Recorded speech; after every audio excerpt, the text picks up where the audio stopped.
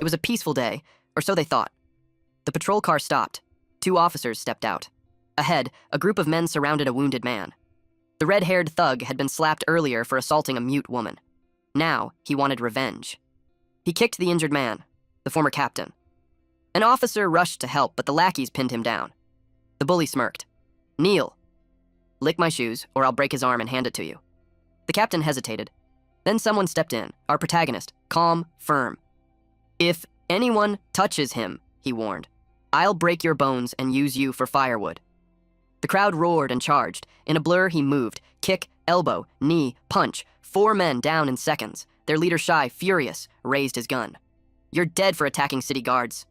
3 shots. He caught the gun mid-fire. "Too slow," he said, and crushed it barehanded. Shi lunged with a dagger. The man caught his wrist, disarmed him, and lifted him by the neck. "You wanted him to kneel?" he growled. "Your turn."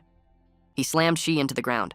Unconscious, frothing, the rest could only stare, unable to believe what they'd seen. Now our protagonist gained this terrifying power a few months back. No one would have imagined that the archaeological excavation of a mysterious ruin would trigger an ancient seal. And in turn, it became a catastrophe for all humanity. A strange blood cola crimson mist quickly spread across every city. Humans caught within the blood mist couldn't withstand the mutation, going mad before dying violently. Yet, most other living creatures transformed into terrifying creatures with bizarre abilities. They were described as aberrations. Wherever these aberrations went, they left cities in ruins. Fear spread like plague, missiles were released. And it hit the city, dust and smoke-covered area. One guy looking like a zombie with an aberration-like claw hand looked for Xiaojue.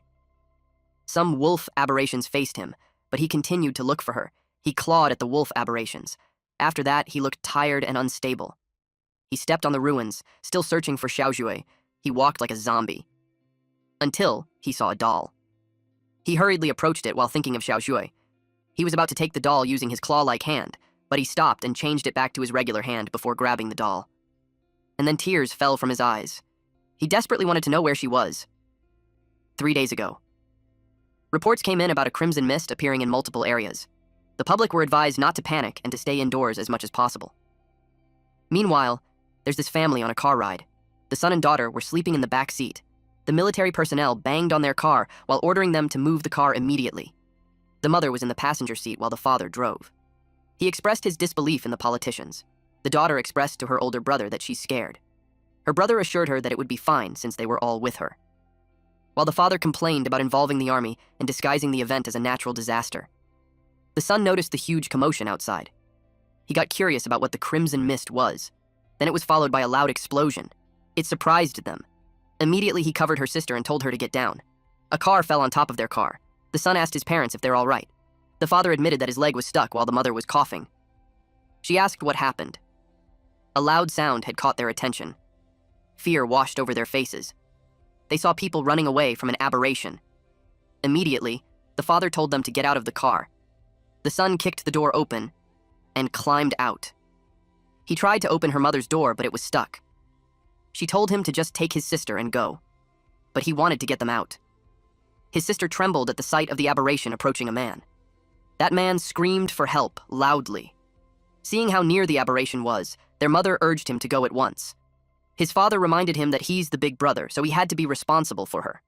They left Xiaojue, his sister, in his care. Then, an explosion blasted them away. The aberration had jumped towards their car. Shui screamed for their mom and dad. The aberration got agitated with the ruckus. It targeted them. Shui wanted to go to their parents, but her brother dragged her away. The whole area was in chaos. The flying aberration took the military aircraft down. They ran as fast as they could. On the way, they noticed how the animals and the people went insane. The big brother questioned what on earth was happening. Crimson mist covered the area while the wolf-like aberration went on a hunt. The siblings hid behind a shelf. The brother peeked and saw the wolf walking away. He was relieved that it was finally gone, but his sister suddenly felt strange. She cradled her head. He asked her what was wrong. She admitted that she doesn't feel well. The brother saw their faces in the mirror and there were lines forming on it. He suspected it was because they inhaled too much of the crimson mist. He took out some supplies on the shelf and dampened the cloth with water. Then he covered his sister's nose and mouth using that. But in that moment, he felt a pang of pain. He felt so hot, and something was forcing its way out of its body, and he couldn't stop it. Zhu asked him what was wrong, but he lied that he's fine. He tried to control his trembling hand. The roaming wolf-like aberration sensed them. He yelled, "Stop!" at his body, scaring her sister. Then the aberration spotted them. Immediately they ran and it chased after them. They left the supermarket and was blocked with a winged aberration. They were surrounded. He held his sister tightly while comforting her not to be scared.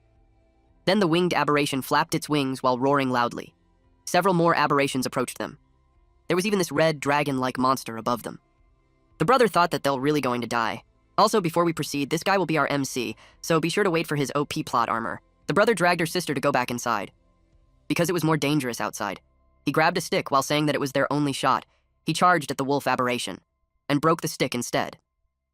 Then the wolf aberration attempted to eat him. He crashed on the ground while trying to stop its mouth from closing. It stopped when suddenly it was hit by an arrow on the eye. Zhu helped him using the crossbow that she found. But then, the wolf aberration attacked her instead. Her brother yelled at her to run. She did. Her brother told her not to look back. Meanwhile, the brother coughed blood and was in excruciating pain. It happened during a really bad time. Shui tripped and fell while the wolf aberration was just behind her. The brother gripped the wall to help himself up, and suddenly a bright red light shot up to the sky. The debris fell on the wolf, and the brother pinned it down on the ground. Then he stabbed it using rebar steel. He stabbed it over and over while telling it to go to hell. Shui saw this and got worried for his brother. She immediately hugged him to make him stop. She had no clue what was wrong with him. She assured him that she's fine so he could stop. Concurrently, her brother remembers their parents telling them to run. They left Shui in his care. While his father assured him that he would take care of his mother, he was told to take care of Shu and survive. Then he heard Shu calling out to him. He regained his senses and saw her sister hugging him. He apologized for making her worry. She asked if he's fine now. He was to reply that he's fine, but he saw a winged aberration through the glass approaching Sui. He immediately grabbed her to evade the attack. The winged aberration turned its attention to them. He hit it with a rebar. To make it go away, his attack sent the bird flying away. Then he told Shui to hide while he dealt with it. Shui got worried that he'd go alone. The big bird aberration had its eyes on them, so he had to lead it away. But Shui didn't want him to go. She was scared that he'd lose control again. He assured her that it won't happen this time, and requested her to wait there and he'll be right back. She made him promise that he'll come back safe and sound. He promised her that. Then he stepped out. He had this theory that hunting aberrations and absorbing the red energy from them would make him stronger. So he expected the energy from the big bird to be greater. So as long as he took it down, he would have enough power to protect his family. He yelled at it to die. The big aberration watched him, but the wolves attacked instead. It was like he's not even worth its time. He hit the wolves with the rebar as he made its way to the aberration. His attacks were powerful, but the wolves worked together. After he hit one in front, a wolf from behind bit his arm. It made him furious and his hands transformed into claws. He hit those wolves with those claw-like hands. He was elated with the power that he's feeling. An aircraft flying above them caught the big aberration's attention. He got confused when it flew. This man regained his senses and wondered what happened to him. A missile was fired in his direction. And at that moment, Shui came out and asked if he's okay. He panicked as he yelled at her not to come out. Then the missile exploded. The aircraft saw some survivors, so it landed to check them out. They saw someone infected, so they left him. Instead, they took the girl. Our MC had hazy vision, but he saw his sister being boarded to the aircraft. The military hurried because the aberrations would be back soon. He extended his claw-like hand as the aircraft flew away. Then he lost consciousness. Shui was teary-eyed when she called out to his brother. She was burning while she asked why he didn't save her. He extended his claw-like hand to her, but she was gone, and that jerked him awake. He had the same dream again. It had been half a year, and he was still searching for her. He was just glad that he wasn't exposed when he was asleep. He walked out of the building with a machine gun in his hand. When Zue was taken by those people, he searched every local shelter. But there was no sign of her. To find her sister, he joined the Border Patrol, the lowest-ranking unit in the army, and became a low-ranking soldier. In a chaotic world like that, only the army has the clearance to gather intel and travel freely. He arrived at Chishi City Border Outpost. He greeted the team captain for the Chishi City Patrol, Jia Jun, and apologized for arriving late. Jun kicked him. He was annoyed that he slacked off again and arrived late for his watch. He climbed a tall ladder while he heard someone say to him that when the big shots arrived, they could finally be clocked out. Then Jun warned him that if he screwed up, he'd make his life a living hell. Half a year ago, the Crimson Mist erupted. Most cities fell to ruin and became habitats for the aberrations. Along with the Crimson Mist, a mysterious Crimson Spire also appeared. The surviving humans can only eke out a living on the borderlands, far from the Spire and the Crimson Mist. As he watched the fallen city from a tall area, it made him wonder if the big aberration was still over there. Jun said that the Special Response Unit was there, so they just needed to go through the motions. And even if they can't hold the line, a bunch of grunts like them couldn't do anything about it either. They were talking about the famous Special Response Unit, so the man asked him why he thought they would fall, when the unit had been crushing aberrations all the way there. Meanwhile, our MC sat there on the cliff, while still hating the smell of the crimson mist. The fog brings out a creature's primal bloodlust and makes them turn to each other. Then he saw the crimson mist parting. He realized something was charging towards them. A soldier also noticed that something was wrong, so they pointed it at the captain. The captain scolded him for making a fuss. Then they saw the crimson mist surging towards them, and the Special Response Unit was running towards them. They asked what in the world happened, but those men yelled at them to get back. The captain ordered everyone to fall back. The men from the special unit got engulfed by the crimson mist. Then the captain screamed out loud as his clothing got stuck. A dragon-like aberration had its talons on his hood. He thought it was the end for him. Our MC heard their screams from the cliff. He immediately jumped down. He landed on the aberration and crushed it. The other one turned its attention to the commotion. His hands transformed again. The other aberration attempted to eat him, but he ripped its head from the body. Then he absorbed a red energy from it. After absorbing that, he felt a little stronger. He got intrigued on what would happen if he absorbed a few more. 6 aberrations surrounded him, so his expectations got higher. But before he could do anything, those aberrations were hit by a powerful laser energy. He wondered who was there. A silver-haired woman was surprised to see him. This was the Blazing Blood Detachment Captain, Song Rui. He immediately recognized that it was someone from the Special Response Unit. He knew it wasn't good for him. He had to change back quickly. Rui ordered the unit to leave no one alive. Her men surrounded him. He raised his arms and told them not to shoot. He explained that he was Private Yahello of the patrol team. At 12 o'clock, the men fired. Their target was the aberration behind him. The Special Response Unit team confirmed that the target had been eliminated. Rui stepped forward and asked him where his weapon was. He knew he was screwed. Before Hao could answer, the man from the Special Response team received an order for all units to withdraw from the outpost to the temporary defensive line, and no one was allowed inside without Officer Song's permission. Inside the tent, Rui received a report that there were 37 casualties at the sector outpost. Among them, 2 were from the Special Response Unit's Ember Blood Squad, and 30 were from the patrol team. That concludes the casualty report for the incident. Hao had to ask on why he was being detained. He claimed that he was a victim too. Rui read to him that at 17:23, he left his post without authorization for 2 hours. Shortly after he returned, the Crimson Mist riot occurred. She gave him the chance to explain himself. He needed to find a way to talk his way out of it. He stuttered at first, then he explained that he took a nap in the nearby ruins but had informed their captain. His teammate said that he's late for every mission, and the captain always lets it slide. This rat annoyed him. He threatened him with his gaze that if he continued spouting nonsense, he'd kill him. The man warned him not to frame the captain. Rui realized that their patrol team has quite a few problems. As if sensing he was being talked about, Jun sneezed. He was wrapped in bandages all over his body, but the doctor assured that he's not going to die. All his tests came back pretty normal. But the team member beside him doubted if that could really be considered normal. Back in the tent, Rui reads the file that says that he only passed basic training 3 months ago. In the last battle, even the Special Response Unit lost 2 people, yet Hao managed to survive. Hao replied that he's scared of dying, and he was on a track team back in school, so he was faster than most. He claimed that when he saw the Crimson Mist coming, he ran. She asked him why he would join the army when he's scared of dying. She asked if he had some other objective. During the 6 months he had been searching for Yu, he had been constantly killing and absorbing low-level aberrations. He gradually learned to control his transformations between beast and human form. For half a year, he avoided people like a lone wolf. He used the most primitive method to search every ruin, visiting every human settlement. As a soldier, Rui called him a coward who clings to life. She was mad that he abandoned his post and withheld information. She expected that he knew the consequences. He asked if she's going to execute him. She whispered in his ear, asking what was going on with his hands. That confirmed that she saw it. She asked why he would lie and what his real objective was. Their conversation got interrupted when the ground shook. She thought it was an earthquake, but Hao was familiar with that feeling. He stood up and told her to run. It was a horde of aberrations approaching. She was annoyed that he tried to run away while in front of her. It was like she wasn't even there, so she subdued him. The men with her got scared that she's losing it.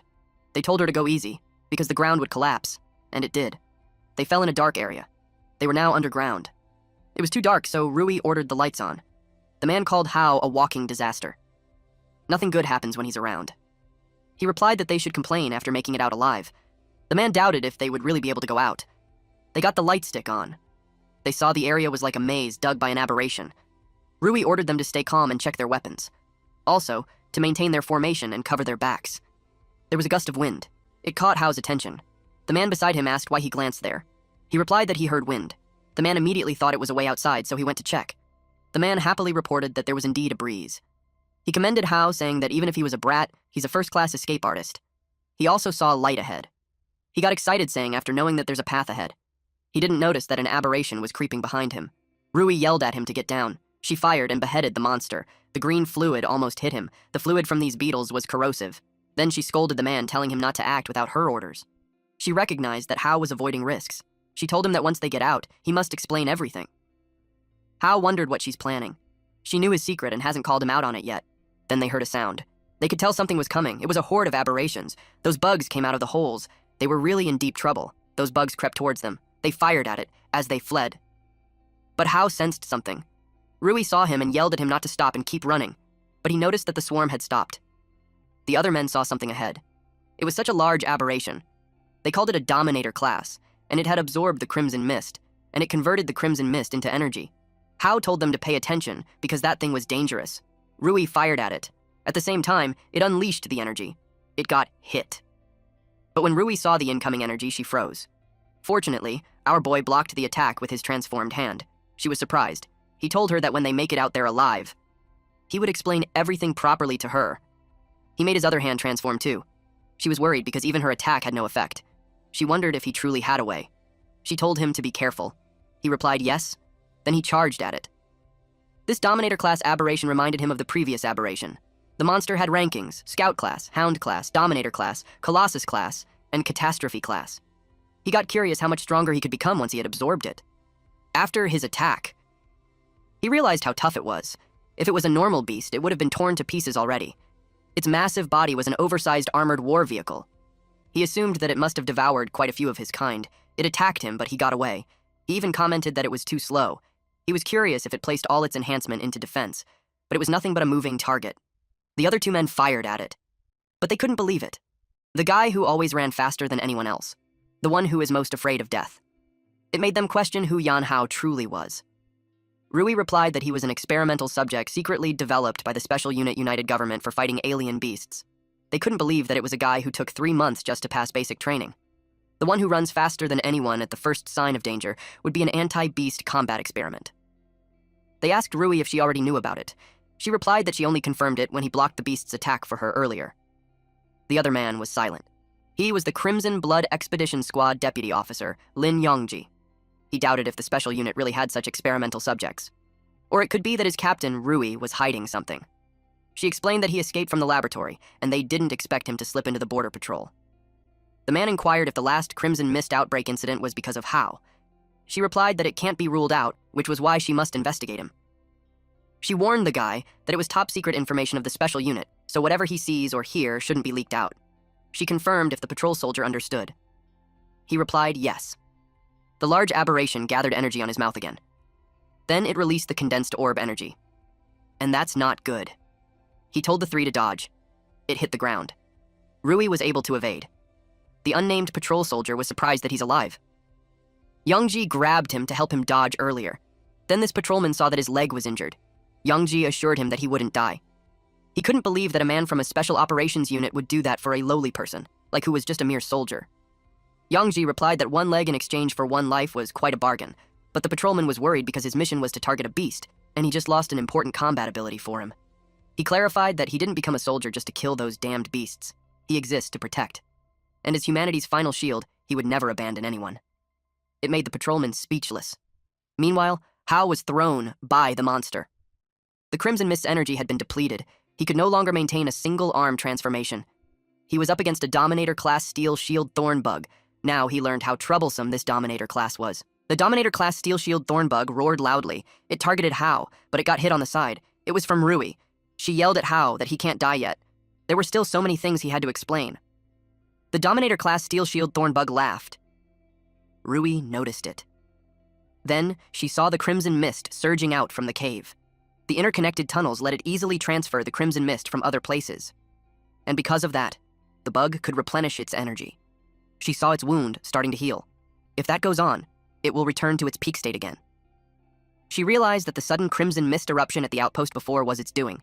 She knew they couldn't kill it, so she suggested running while they could. But he refused to.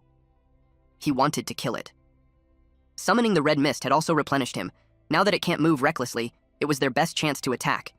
But if they fail, he would die there. He wandered the gates of hell a lot of times, and one more time doesn't matter. She agreed with him and took the only chance they had. She planned to unleash all of her power to blast open its head armor. Then Hao will take the chance to destroy its brain completely. It was the only way they could defeat it. She opened fire. At the same time, Hao went towards the monster. With Rui's attack, the head armor had been shattered. Then, Hao followed it up with his own attack and it landed on its head, and then continuously attack it. The green fluid leaked out of its body. Rui waited to find out if they succeeded. Hao fell from its head and crashed on the ground. She immediately rushed to his side. She asked if he's all right. She saw something fall on top of him. It was a photo. She didn't notice the black crystal on his hand. It dug to his palm. Deep in his consciousness, he was confused at first. And later, he saw himself, but he couldn't control his body. He realized that he completely turned into a beast. But he's confused about what he's doing. He wondered if it was like his life flashing before his eyes. He saw a glowing DNA. Eventually, he felt that he could move, and he felt something on his chest. It was the crystal inside the giant aberration. It looked like some kind of energy body. He was confused how it transferred on his chest when he was just holding it earlier. Then it absorbed the crimson mist. Not only that, but it also stores it. So even if he absorbs more crimson fog than before, and beastify further, he won't need to worry about losing control anymore. It was like insurance when he lost control. It would reclaim the crimson mist in his body and restore his sanity. That way, he could absorb the aberration without hesitation and evolve stronger. He doesn't need to worry about counting every kill. He was disappointed when he learned that the crystal had limited capacity. If it continued, it would burst. Then he remembered something. In the bug's last move, it consumed a huge amount of crimson mist. Since it can absorb crimson mist, he converges it together. Meanwhile, his body was placed in a hospital bed. The crimson fog leaked out from his chest. Eventually, he opened his eyes. Then he gathered the crimson fog in his palm. At that moment, Rui entered and saw him. She panicked and asked what he's doing. He yelled at her to get out of the way. Then the energy burst with such force that it erupted outward. 5 minutes ago. The patrolman reported to Rui about Yongji's leg. She replied that he was a soldier and was prepared for it, so there was no need for him to blame himself. Rui entered the hospital room. Yongji asked her what was the deal about Hao, since he had never heard of the special unit having test subjects. She replied that it was a top-secret case. She took his tablet and advised him to focus on his recovery and not to concern himself with anything else. Also, she had informed him that she had requested a transfer for him to the logistics department at the headquarters, so from then on, he could get some proper rest. He replied that he will report the matter truthfully to her father, Chief Staff, Song Lian. He trusted that he would make his own judgment. It made her furious and reminded her who his superior officer was. From then on, his communication privileges were frozen. He also wasn't allowed to go anywhere. After that, she went straight to Hao in Ward 314. They've arrived in his room. She ordered the patrolman to guard at the door. No one was allowed to enter without her command. And when she opened the door, Hao had a concentrated energy on his hand. He was extremely surprised to see her. She asked what he was doing while he yelled at her to get out of the way. He could no longer control the energy, and it was unleashed. She ducked to evade it. The powerful force of the energy also made the patrolman outside fall. It passed through 3 buildings, the last one being split in half. From the window, Yongji saw that the abandoned building was pierced through. He wondered if Hao did that. If so, he wondered how long Rui could hide the whole situation. The patrolman trembled in fear, as he also complained about being the unlucky one. He called for help since he didn't want to die. Rui recognized that it was the bug's move from before. It made her curious why Hao could use an aberration's abilities directly without beastification armor. She reminded him that he owes her a few explanations. They went to the hospital rooftop and discussed it. She learned about him and summarized that not only can he absorb an aberration's beast core, but he can also learn its abilities. He added that it wasn't just that, because he could also absorb and store more crimson mist, and that the crystals were able to self-repair. She smiled as he commented that he had a lot of features. He admits to having obtained their strength and abilities, but he also worries that he's slowly becoming one of them. It made him question if someone like him could still be considered a real human. He asked her what she sees him as. She replied that he's one of a kind, and being a human or monster would depend on how he uses his power. She also knew his power was both a disaster and a weapon. She gave him 2 options. Either he joins the Blazing Blood and becomes a reserve soldier in her squad, or be classified as a threat and be eliminated just like the aberrations. He asked about the elimination. Then she admitted that the troops in the city don't have the ability to do that, even her. But also thinking that he could take the special unit alone was far too arrogant. She persuaded him that joining her squad has its benefits, status, intel, and resources, and she would handle any trouble that would come his way. He was amused that she's willing to take on a dangerous element like him that she just met and whose power was out of control. He could tell the price was high, and for her to go through all that trouble to recruit, he knew she must have some other objective. She could tell he was smart. Then she admitted that there's a reason why she needs him. She assured him that they aren't enemies, and then she suggested to think of it as a transaction. He was surprised when she revealed a photo of him with his sister. Then she warned him not to underestimate her. If she wanted to investigate his past, it would be a child's play for her. Then she told him that if he joins Blazing Blood, she would use their highest-level intelligence network and every resource at her disposal to help him find his sister. Hao knew to himself that there's a limit to what he can do searching blindly on his own. And just as she said, a higher rank and status in the military, he'd be able to investigate more places and it would be easier to move around. He accepted the deal, but he suggested that since she needs him so much, she should give him an increase in pay. He admitted that all his previous salary had been spent when he looked for his sister. As the captain of the Blazing Blood, she approved him as a Blazing Blood reserve soldier with salary and benefits at the highest standard. Then she instructed him to get the hell out and do the paperwork. He followed the order. He headed to the patrol team to handle the transfer at once. But before he left, she remembered something. She paid for the damages he did in the hospital, so she would be deducting it from his salary. Then she thought of her uncle and became even more determined to save him. Hao couldn't believe he had to pay for it after all.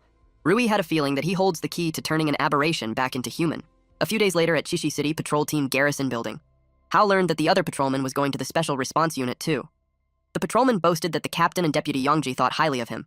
Although he joined the logistics department, he was confident that they could work together. Hao doesn't even remember the guy's name. He hadn't really paid much attention before. Suddenly, the man saw Captain Jun, and he was okay now. Hao turned to him. Jun's right arm and left leg were broken. The big muscular guy could remember how he slapped him for a mute woman, and now Jun was acting like a stray dog, begging their city defense team for his squad member's pension. Then he kicked the injured Jun. He was the Chishi City Defense Team captain, Zhang Shi. The patrolman with Hao got angry and charged at them, but he was subdued by two men. He yelled at them to let go of the captain. Shi grabbed Jun's jaw, spat at him, and told him to get on his knees and lick the mud off his shoes, or else he'd break the kid's arm and give it to him as a crutch. Jun grits his teeth. He was about to get on his knees, but Hao lifted him and told him that there's no need to kneel. He was surprised to see Hao. Hao acknowledged that he helped him a lot before, and this time, it was his turn to repay the favor. He announced his presence and warned that if anyone dared to touch a single hair on the captain's head, he'd break their bones and burn them for firewood. It angered everyone. They all charged at him while saying that he's courting death. Hao evaded them. He kicked the first one, elbowed the second guy, kicked the third guy on the knee, and punched the fourth one on the gut. The last man crashed on the wall. In an instant, all four were down. Then the guy behind Shai yelled that their captain was an E-rank warrior. They told him that he would be dead for attacking them. Deep inside, Shi was surprised that he took his men down in just 4 seconds. It made him wonder how he's so fast. Shi pointed the gun at Hao. He couldn't believe that trash from the patrol team dared to oppose the city guard. He fired 3 bullets at him. Then Hao grabbed the gun while telling him the speed at which he fired. It was too slow. Then Hao crushed the gun in his hands. He told him that his speed wasn't even a percent of Rui's. Shi became furious and took out a dagger. But Hao grabbed his hand. He threw the weapon and grabbed Shar by the neck. He remembered that the guy wanted the captain to kneel. He tightened his grip, which made Shai panicked. Hao glared at him and told him it was his turn. Then he smacked the shit out of this guy down into the ground, and that left him unconscious with his mouth frothing. The other men couldn't believe that he dodged a bullet and crushed a standard issue pistol with his bare hands. Deep inside, Hao realized that the physical strength enhanced by the Beast Corps was beyond his expectations. The members of the defense team called him a monster, then they ran away. He picked up the crutch. Then the patrolman approached him and told him that he's like a god of war. He asked if he's okay. He replied that his body could take the beating. Hao gave the crutch to Jun. He thanked him. But Hao replied that he had nothing to thank him for, since he had always taken care of him. Standing up for him was the only thing he could do. But Jun became worried that the city defense team would come looking for trouble with him. The patrolman told him that he had nothing to worry about, because Hao and him became members of the Special Response Unit, so the city defense team wouldn't dare do anything to them. That night, at Chishi City, Special Response Unit, temporary base. Rui asked if all the handover paperwork was done. He replied yes. Then she informed him that she sent his application to join the team to headquarters, and the headquarters had approved it. He was impressed at how efficient they were. He asked if it means that he became an official member. She told him not to be hasty because the next step was the real step. He must depart immediately for the headquarters in Hucheng, to participate in the entry assessment for the Special Response Unit's Combat Division. She believed that with his strength, passing won't be a problem. He was confident that he would even set a new record. At Hucheng, the armored vehicle made its way. Rui informed Hao that Hucheng was the capital of the special unit. Blazing Blood's headquarters were there too. Hao heard that the minimum rank for an official Blazing Blood member was a D-rank warrior. He asked how those ranks were determined. He pointed at the unnamed patrolman beside him and said that he was weak, so he couldn't believe that he's taking Blazing Blood's assessment. The unnamed patrolman replied that he could take a beating. Rui clarified that he's joining the logistics team, not the combat team, so he doesn't need to take the combat assessment. The unnamed patrolman informed him that the logistics team fights right alongside the combat team, so later on, Hao might have to rely on him. Since they had a lot of time while on the way, Rui wanted to sink some intel. She explained that people like her who can use some special abilities were collectively known as warriors. A warrior's combat power was divided into 6 ranks, A, B, C, D, and E. The Special Response Unit headquarters has a special rating system. The basics they look at are physical strength and stamina, and as for aberrations, they're classified from weakest to strongest. The 5 classes were Scout class, Hound class, Overlord class, Behemoth class, and Calamity class. Under normal circumstances, an E-rank warrior can defeat a Scout class aberration by the same logic. D-rank warriors could handle Hound class aberration. C-rank and B-rank warriors could manage against Overlord class aberration, and an A-rank warrior could handle a Behemoth class aberration, and only the S-rank warrior could handle a Calamity class aberration. In addition to that, the affinity with a Beast Core also affects the rank. Hao asked about the Beast Core affinity. She explained that in the recent world, only aberrations that mutated from the Crimson Mist have special abilities. Human warriors, on the other hand, could only awaken special abilities by attuning to an aberration's Beast Core through Beast Core armament. So things like his physical condition, talent, and even luck all affect his Beast Core affinity. The better his affinity, the higher the quality and number of abilities he can awaken. If he can't attune to a Beast Core, the highest rank he can achieve is E rank. The military truck had stopped. A member of the city defense team informed them that the street was closed due to traffic. They were advised to take a detour. They couldn't believe that these men dared to block the special response unit. The city defense reasoned that they're also on official business, so they had no choice. A white car with a green intertwined vine logo passed by. Rui saw it and wondered what a big shot from the Green Vine group was doing there. She could tell something was not right. An hour later, at the Blazing Blood entry assessment site, the man in front informed everyone that Blazing Blood was humanity's strongest shield and the Special Response Unit's sharpest blade. He is Ling Yongxin, head examiner of Blazing Blood and also an A-rank warrior. He didn't care what kind of background they had, but once they're in there, they had to play by their rules. He also informed them that pulling strings won't be tolerated. He doesn't care who they are. If they didn't have what it takes, then they shouldn't even think of staying in Blazing Blood. The first event was the physical assessment. The first task was the 50-kilogram weighted 100-meter dash. Hao reached the end in just 5.10 seconds. Next was the electromagnetic force-weighted dumbbell. Hao surprised everyone when he lifted the 100-kilogram. After that was the striking power test, which came out too easy for him. He actually broke the testing machine, so his score couldn't even be calculated. 10 minutes later, he informed the head examiner that he had completed all the events. Yongxin confirmed it and announced his score to be 198 points. It surprised everyone since the previous rookie record was only 140. Some assumed that he cheated. Someone approached Yongxin and raised a concern that the rookie record was 140 points. So this man, Zhang Jin, was the Chishi City defense team captain's younger brother, refused to accept that Hao exceeded the record. Yongxin replied that he supervised it himself, and it was all on camera. He got offended since it seemed like he was accusing him of letting Hao through the back door. Jin replied that he wouldn't dare, though he was curious. He asked Hao if he's from the Chishi City patrol team. Hao was confused, but he replied yes. Then he told him that he just wanted to say hello, since they're from the same hometown. But deep inside, he planned something sinister for the kid. He wanted revenge for his older brother who was humiliated. Hao was intrigued when he mentioned that they were from the same hometown.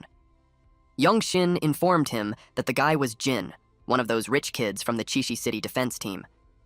He asked if he knew him, but he didn't. But after learning that he's from the Chishi defense team, he realized that the whole city defense team crowd was rotten to the core. Later on, Yongxin announced the result of the physical test. In 30th place was Zhang San with 89 points, and so on. Then the third place was taken by Zhang Jin with 123 points. Second place was Jin Ying with 135 points, and the first place was Hao with 198 points. A blonde woman looked delighted. She came to take the assessment for fun, but she couldn't believe that there would be such a strong rookie. She got excited to study him closely. This person was Jin Ying, a senior researcher in the Technical Intelligence Bureau, in the single dorm room. Jin was talking to someone through the tablet. He felt bad that he hadn't gotten first place. He complained that 2 monsters showed up out of nowhere, but the person on the line told him that if his brother wasn't a dog for the Green Vine group, he wouldn't even qualify for the assessment. They reminded him that he only had 1 chance, so he better not screw it up. He was determined to get into blazing blood for his brother. At the Beast Core testing station, Youngshin assured them that the test wasn't complicated. They just had to put on the wrist guard and place the Beast Core on it to begin the test. Anyone with a Beast Core affinity below 40% would be eliminated immediately. He explained the Beast Core, just in case there's someone who doesn't know it yet. Only Hound class or higher aberrations can produce a Beast Core. The stronger the aberration, the higher the quality of the Beast Core it produces. By socketing a Beast Core into an aberration armament, a warrior can use special abilities just like an aberration. Black quality Beast Core was commonly found in Hound class and Overlord class. The quality goes up from black, rust red, blood red, pink, and the highest was the gold. Everyone has a different affinity for Beast Cores, and will awaken abilities of different attributes based on that affinity and their own innate talent. They could be elemental, power, or support control. The wrist guard was the lowest grade of aberration armament. It can only test their own affinity, and it won't grant them any abilities. Once they officially join the Blazing Blood Combat Division, they would be given better Beast Cores and aberration armaments. Then he announced the beginning of the Beast Core affinity test. The first one was a D rank with an affinity of 39%.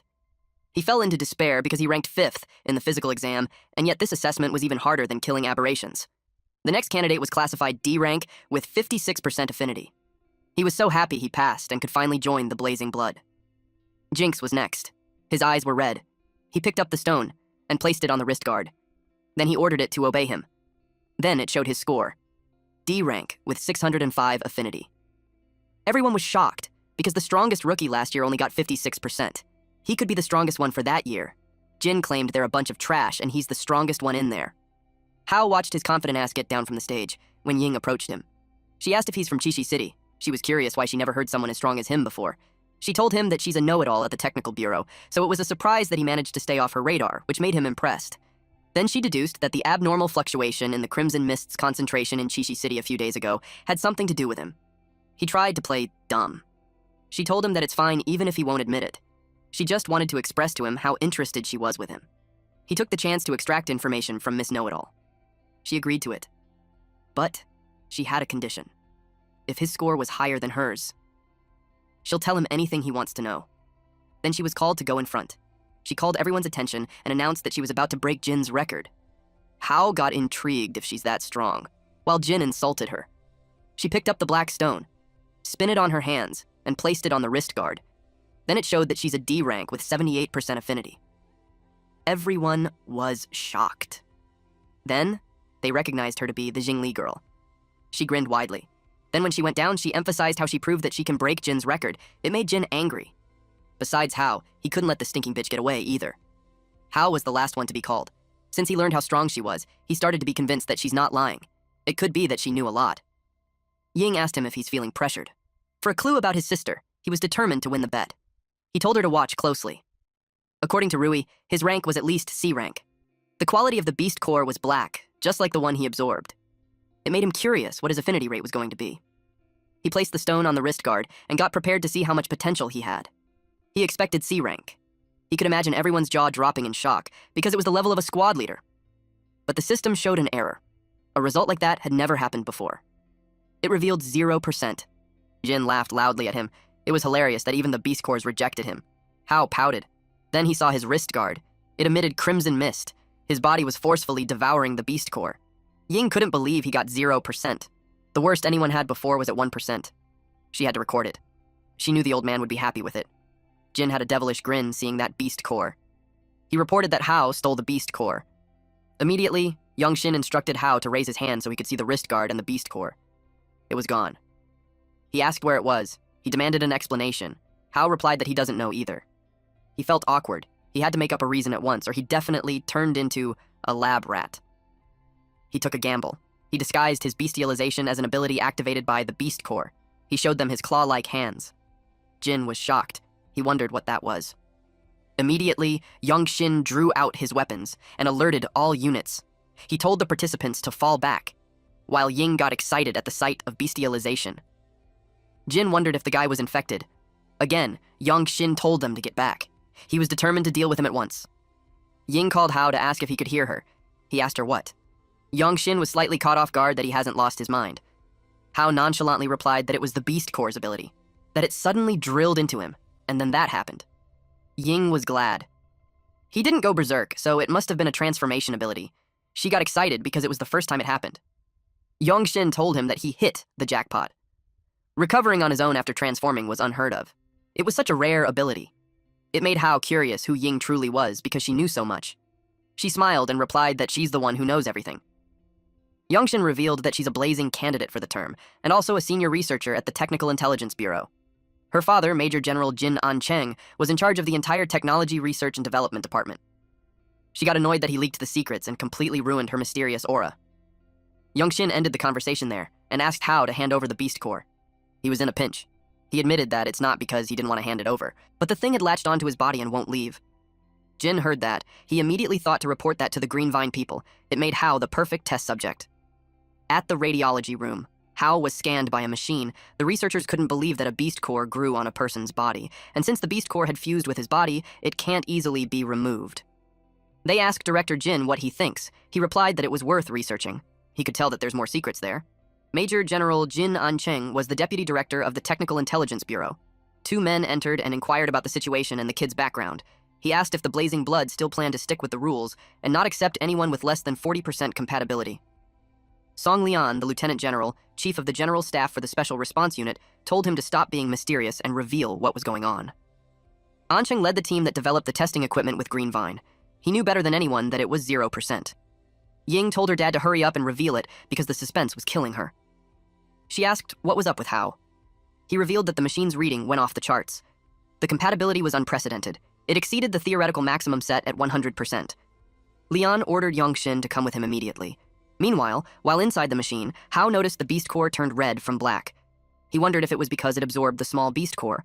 Before, absorbing the Overlord class aberration beast core led him to steal its ability and also activated the crystal core in his body. And now, absorbing a low-level beast core didn't grant him the ability, but the beast core was strengthened. From deep black, it turned to rust red. Total crimson mist storage had increased as well as crimson mist absorption efficiency. It became a dull, dark reddish-brown like Old Rush with a matte finish and mottled dark impurities. In other words, the stronger the beast, the stronger he'll become after absorbing it. At the Special Response Unity Blazing Blood headquarters, Rui argues with Lian. She brought Hao in there, so she asked him what was the problem with him joining her squad. He reminded her to watch her status and tone. He also pointed out how she's paying too much attention to that C-rank rookie. She insists to her father that she promised to bring him into her team. She asked him not to make her a soldier who can't keep her word. But Lian argued that a soldier's word is to the country, not to an individual. He also firmly told her that Hao already joined Yongshin's team, and that can't be changed. He asked if she planned to fight a fellow Blood Squad leader for a recruit. He ordered to return to her post. She could only comply. But deep inside, she was determined to find another way. At the Blazing Blood Barracks Lounge, someone reported great news to Big News. It was Ying. She informed him that the newly discovered nest between Lake City and Redstone City was sending Blazing Blood rookies to explore. She applied with instructor Yongshin for them to team up. Yan Hao was identified to be a C-rank and a member of Special Response Unit Blazing Blood under Yongshin's squad. Later on, Yongshin briefed them that the mission objective was to investigate and assess the threat level. He warned them to stay alert. Even though it was a nest, it could have changed due to the Crimson Mist. Ying, a D-rank senior researcher at the Technical Intelligence Bureau, also became a member of Yongshin's squad. She told him that data collection was her strongest suit, so she got him.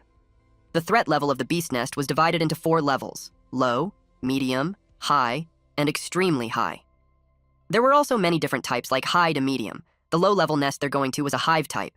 Its characteristic was a simple structure, but the internal passages were complex, and the deadliest part was... There was a massive swarm of stinger bees composed of a large number of worker bees and a small number of soldier bees. Hao asked if a single person can't take care of a hornet's nest. He couldn't believe that they needed 3 cars full of people. Ying replied that iron bees were not little honeybees. Suddenly, the driver noticed something strange. Hao saw the bees outside. He was surprised when he saw how big those bees were. Just as Ying said earlier, they were Scout-class iron bees, and they're nothing like honeybees. The driver was the unnamed patrolman who became a private Special Response Unity service member. He told them to hold on tight. The bees released their stinger. It was how they attacked. Ying knew the armored car couldn't withstand that. Hao volunteered to handle the swarm outside. It was the perfect timing to try his newly developed move. His door melted. Then he jumped out of the car. He told them to find cover and defend. Then he charges at those bees. The unnamed patrolman was shocked and confused on what kind of ability used a door as a weapon. Ying explained that it was a transformation ability. Then she shared that during the assessment, Hao absorbed a beast core, and at that time, he could only transform himself, so she didn't expect him to be able to cover objects with the transformation ability. She got excited after learning that he could turn objects into weapons. She just had to record his combat data and study him carefully when they got back. Something was shot at Hao. The green stuff pierced through his arm. That aberration was stronger than the others since it could break through his defenses. He had to figure out where it was being shot from, otherwise he'll be worn down sooner or later. He told them that there's another enemy, but its location was unknown. He advised them to be careful and hide. They got behind a rock. One of the Special Response Unit members went the other way while saying that iron bees were afraid of fire. Ying yelled at him not to go out. As soon as he did, he got shot with the green spikes. And then fire engulfed him. Hao asked Ying where the green spikes came from. She saw that it was a hound-class queen bee.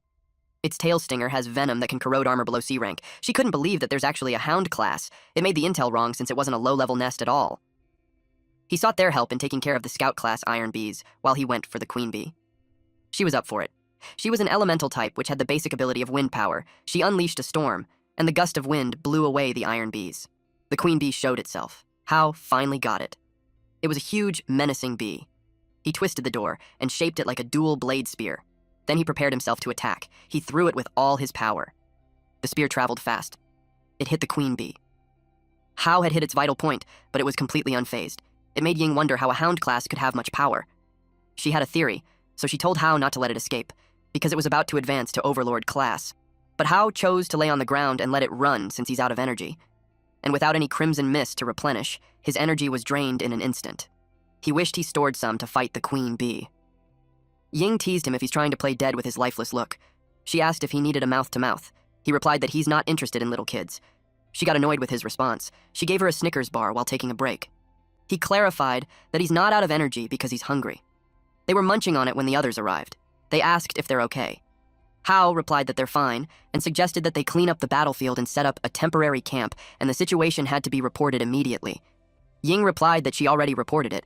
When they checked, the queen bee was back in the hive, and the crimson mist concentration in the nest was still low. They could go in with their protective suits. Hao thinks they should wait for reinforcements. But she reasoned that the queen was injured, so it was a good opportunity to collect data and finish it off. And the threat level of the nest had risen to high-medium. If they succeed, they'll have completed a mission above their rank, and they would get a lot of benefits. Meanwhile, at the Special Response Unit headquarters, specifically in the Chief of Staff's office, Leon admitted that the highest-ups were currently very divided. It's not just people like them who want him to become a high-end combatant. There's also a bunch of mad scientists who advocate for using him as an experimental subject for research. He told Youngshin to keep a close eye on Hao because he's special. Suddenly, Youngshin received an urgent message. Leon ordered him to answer it. He received a report that the threat level of the nest Hao and the others were exploring was changing from low to high, and Ying had already gone in. It was absurd. Leon stated that Ying may seem unreliable, but she's meticulous. She wouldn't take such a risk, so he thinks something was strange. He ordered him to dispatch the nearest Blazing Blood unity for support. Rui will lead the team and depart immediately. Their primary objective was to ensure the safety of Ying and Hao, and the second one was to annihilate the beast nest. At that moment, Yongji came in. Youngshin thought he was still in the hospital. Leon clarified to Youngshin that he had his brother follow Rui. He asked if there was a problem, and Youngshin replied, no. So he ordered Youngji to report to Rui immediately and serve as her adjutant. Youngshin realized that it was him who arranged for his brother to be by Rui's side before. Leon did it for his daughter, despite not knowing why she's so interested in Hao. Meanwhile, Hao and Ying roamed the nest. Only him and her had the protective combat suits that can resist the crimson mist. He hoped everything would go smoothly. She saw the energy readings hadn't changed that much, but once the queen bee from earlier evolves into an overlord class, the difficulty of clearing the nest would increase dramatically. Hao sensed something, so he told her to stop. The queen bee showed up. This time it's a mutated iron-armored needle queen bee.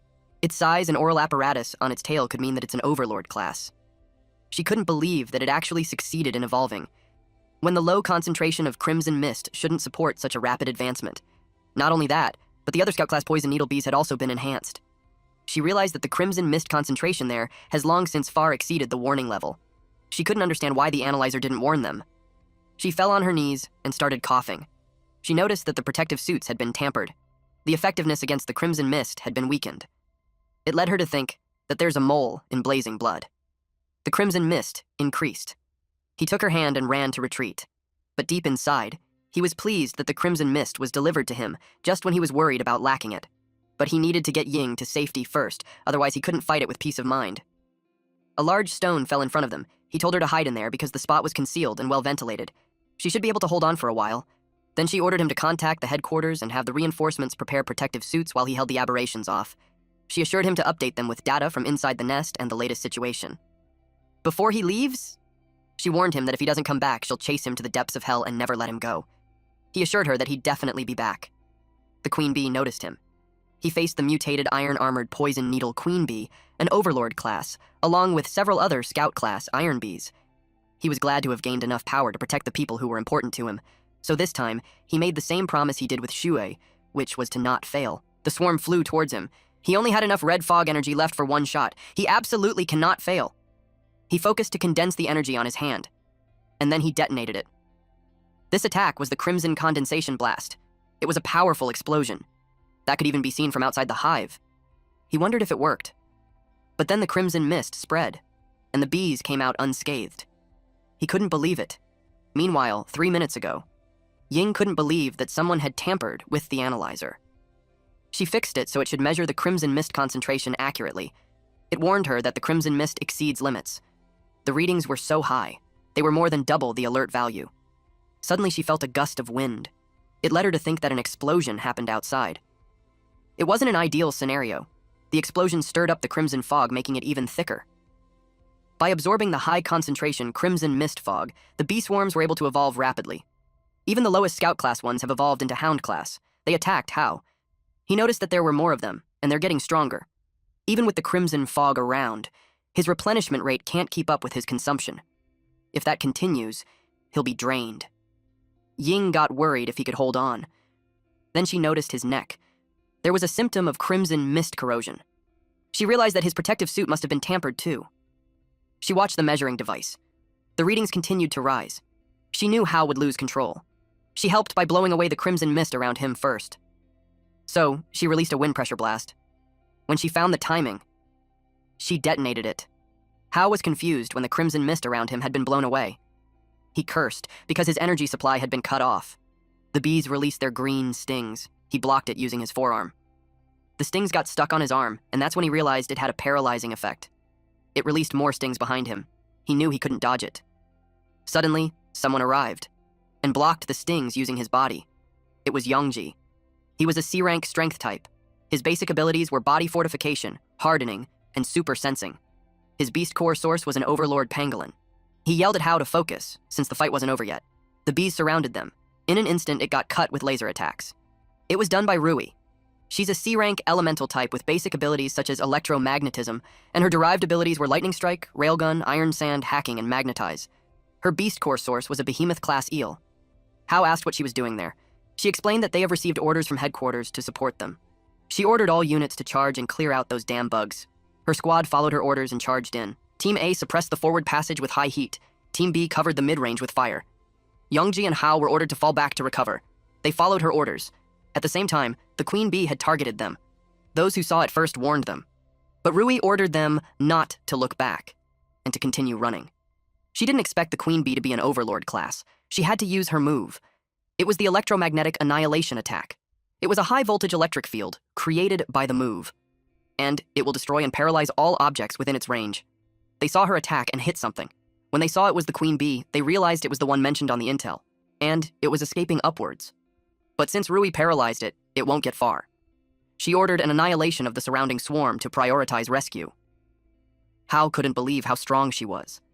Yongji looked proud when he shared the last time in Redstone City. Rui hadn't even brought her main combat gear, and she wasn't wearing her combat suit, so she couldn't use her abilities at full power. She looked for Ying. Hao pointed to where she's at. Then Ying called her, and stated that had she been 10 minutes late, they would have been retrieving her corpse instead. She told him to treat her when they got back, because she still owes her for also saving her last time. They had completed the first mission, which was to rescue the wounded, so they asked what their next move would be. She was ordered to exterminate the swarm and eliminate the threat of the beast nest. Meanwhile, Hao used the chance to quickly replenish some crimson mist energy. The crimson mist cannon blast didn't manage to finish off the queen bee, so he had to try again. He finished replenishing his energy. When he heard a noise, all of them got nervous and alert. The queen bee absorbed all the crimson mist from the entire nest It looked like it was going to level up again. The reader warned them that it was about to break through level 4. Ying wondered where all the crimson mist came from. She got suspicious that the beast nest was actually a high-level one. The queen bee made a loud noise, which made a large sum of hound-class bees appear at the rear. Hao told them to handle the swarm, and he'd handle the queen bee since he had a way to deal with it. Rui announced to all the units to attack the swarm and cover Hao. Hao had to finish it for good, or else everyone in there would die. He hit it continuously, but his claws weren't enough. He released a crimson condensation blast again. It exploded in the area. He waited for the smoke to vanish to check if it worked, but it retaliated by unleashing its stinger. He realized that just bombarding it with energy wasn't enough to deal a fatal blow. He needed to find a suitable weapon. Then he noticed the queen bee's stinger on his side. He picked it up and used a bestialization coil. He held it like a sword. Then he approached the queen bee while evading its attacks. He coiled all his remaining crimson mist energy on his weapon. He prepared to return the favor of being granted a weapon. He held it tightly and sliced the queen bee with all his power. It caused another explosion in the air. After that, only the red beast core had remained from the queen bee. It was an overlord-class beast core, and he caught it. As soon as he touched it, he felt a pang of pain on his chest because the energy was so strong. It filled up the crystal core inside his body in an instant. He couldn't take it anymore. Meanwhile, Rui and the squad dealt with the swarm. Eventually, they wiped it all out. Ying expressed that he felt weaker. Rui ordered everyone to support Hao at once, but when she saw him, he was down on the ground. She called his name, concern evident in her voice. Hao was unconscious. They hooked him up on a monitor and saw that his heart rate was spiking and neural signals were erratic. He was exposed to too much red mist, so he could lose his mind anytime. Rui ordered Yongji to use the medical pod and block the neural transmissions. They moved to the temporary camp outside the nest. The unnamed Special Response Unit service member asked what was wrong with Hao. Yongji replied that Hao was fine. Rui assigned Ying to adjust and monitor the medical pod's parameters since she was a tech officer. The medical pod activated and anesthetic injection commenced inside. Ying told Rui that it was only a temporary fix. They still need to get back to the headquarters fast for proper treatment. Rui knew that. Meanwhile, inside Hao, he was being choked by a powerful version of himself while telling him to surrender his body and embrace the beast transformation. He assumed that it was his end. He thought of his parents and sister and felt apologetic towards them. He accepted that it was all over. But then, he saw his parents encouraging him to live. And also, Shui was there, reminding him of his promise to come back safe and sound. He remembered that she was still waiting for him. Then his colleagues surrounded him and told him to wake up. Ying refused to let him give up. They keep telling him he can do it. He realized that everyone was waiting for him. It registered to him that the fight wasn't over yet. He felt determined to live. He still had to find his sister and protect everyone, so he refused to go down. And he knew it wasn't just his responsibility, but his other self too. He broke free from the grip of his powerful self and got that other version of him chained up. He called his other self to go back since everyone was waiting for them. It merged with him. He grasped that there's a price for getting stronger. Every breakthrough was like dancing on the edge of an abyss. His consciousness came back, but he couldn't open his eyes, and his body won't move either. At that moment, the cars were on the move. The sandstorm was so intense that they couldn't see the road at all. It was dangerous to keep driving. Yongji informed Rui that there's an old city ruins 3 kilometers ahead so they could take shelter there. Rui asked Ying for Hao's status. Ying reported that the vitals were stabilized, but he hasn't regained consciousness. After learning that, she ordered Yongji to head for the ruins and to tell the vehicles behind them to follow. They reached the ruins. The 3 military trucks drove inside. Everyone was ordered to disembark and rest. But Rui could sense that something was off about the place. She ordered Ying to scan for environmental structural stability, crimson fog concentration, and heat signatures at once. Then she ordered her men to protect Hao on the pod, because that was also a direct order from the headquarters. Unbeknownst to them, someone watched them from the higher floor, and they were ambushed. Arrows were released towards them. Yongji saw the enemy attack and ordered everyone to take cover. He was hit by an arrow, but he hardened his arm to deflect it. Ying saw that the arrows were coated in bodily fluids of a venomous stinger wasp. Then a huge boulder came falling at them. Rui ordered everyone to spread out. She kicked the pod to get it out of harm's way. Then she got away just before the boulder hit. The debris flew all over the place. Yongji protected Ying using his hardened body. Then those men showed up. They were bandits and had planned to take everything. First, they threw glass bottles. Rui wondered what it was, but when it shattered, it released green gas. She realized it was the fluids of a Dominator-class mutated beast. The gas it produces has paralyzing effect. Then the bandits charged at them. A huge muscular man with an axe targeted Rui, but she skillfully evaded him and kicked him in the groin, and sent the man flying on the opposite wall. But just right after that, she saw something attached to the pod. She fell down as the paralysis took effect on her body.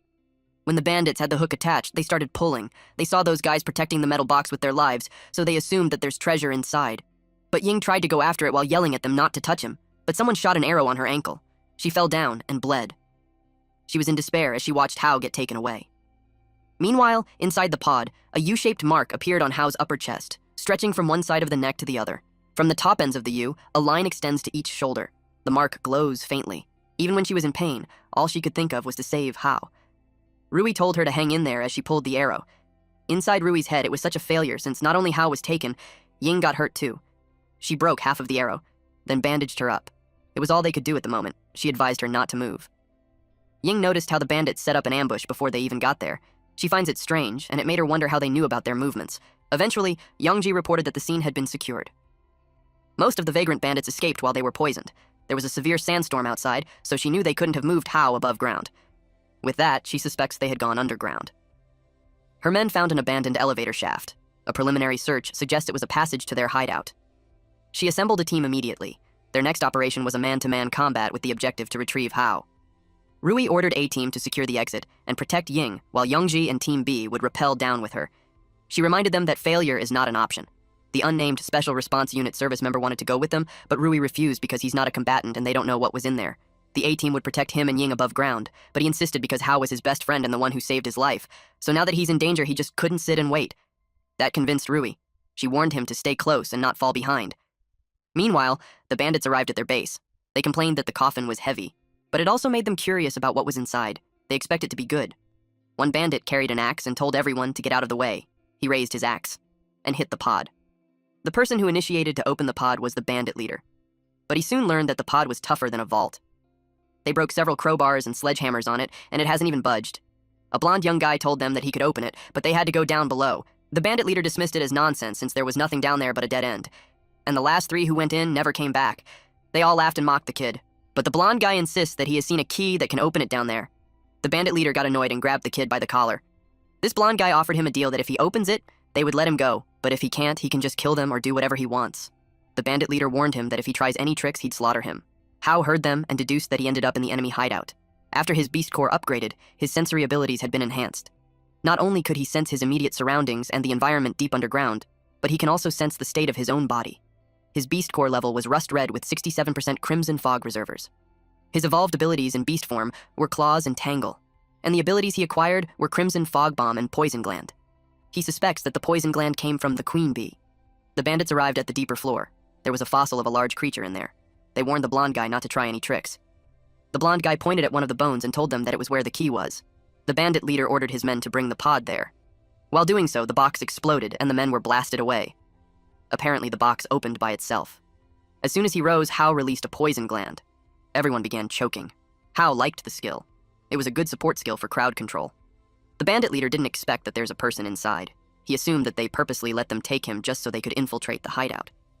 But Hao had no idea what they're talking about. The bandit leader intimidated him by introducing himself as a D-class warrior. He told him that killing a little punk like him would be as easy as crushing an ant. He was furious that they played dirty, so he attacked him. Hao activated the poison gland again, and then punched the bandit leader on the face. The bandit leader crashed on the wall, creating a dent on it. Someone got spooked, and it caught Hao's attention. Hao asked the blonde guy if he wanted to try his strength too, but the kid just passed out. After dealing with the humans, he noticed the surroundings. There were so many mutated beast skeletons in the place. He inspected it and saw that the skeletons were all damaged, which tells him that they didn't die from natural causes. Someone intentionally placed them there to fight to death, like in a gladiator arena. Then he heard Rui's electromagnetic sound. He could hear it from 10 floors away. He commented that she was hot-headed as ever. The bandits fired. But Youngji hardened his body and went after them. He kicked one bandit, and eventually, they had secured the area. But there was still no sign of Hao. Rui ordered them to keep searching. They noticed that there were mutated beast claw marks everywhere. It led them to think that the place holds some secret. They approached the pit, and one of the military men reported that the detector signaled that Hao was below. But then suddenly, the signal disappeared. Rui immediately suspected that the pod was destroyed, which puts Hao in danger. But suddenly Hao just jumped out of the pit with a passed-out blonde guy on his arm and greeted everyone. Our MC's back. And the power-up really has been evident. Thank you all for watching. Please watch this next Giga Chad video, and I'll see you guys next time. Also, support the channel by joining the Summon Club membership. You can also support by just liking the video and being awesome.